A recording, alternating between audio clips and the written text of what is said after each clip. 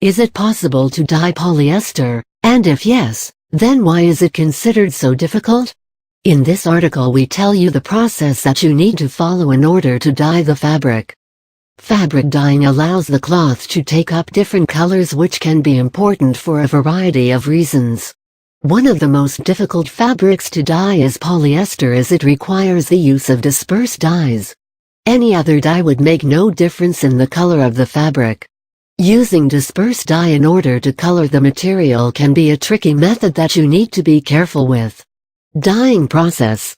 The reason it is so difficult to dye polyester at home is because you need to use the immersion process, which is probably one of the most difficult types of dyeing methods there is.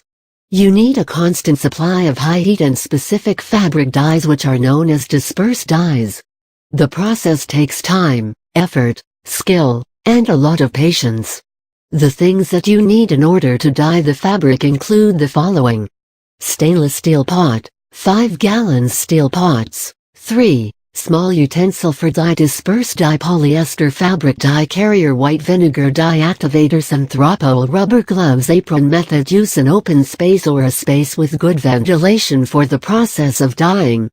Place the 5-gallon pot filled with water on the stove and put the fabric in it. Once the water heats up, add a little soda ash and synthropol to it. The quantity of synthropol should be about 3 milliliters for every pound of fabric. Let the fabric stay in the solution for 10 minutes or so. This process expels any dirt or oil on the fabric. Remove the fabric from the pot, and in the second pot, add 1 cup water and the dye. The quantity of dye used will depend on the brand that you use and the color that you want. Now place the 5-gallon pot on the stove again, and for every 2.5 gallons of water, add 10 teaspoons of vinegar, 2.5 milliliters of synthropol, and the dye that you have diluted.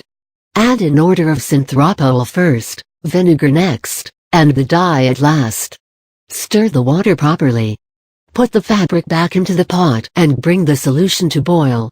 Allow the mixture to simmer for about 40 minutes or so. Keep shifting the fabric to ensure that the color has reached all corners well. Now, as this process takes place, keep a second bowl of water for boiling. Once the fabric has dyed properly, transfer it immediately to this pot of water. This dispels any odor. Remember to drain the water with dye from the pot carefully. After you do this, fill it with water again and allow the water to boil.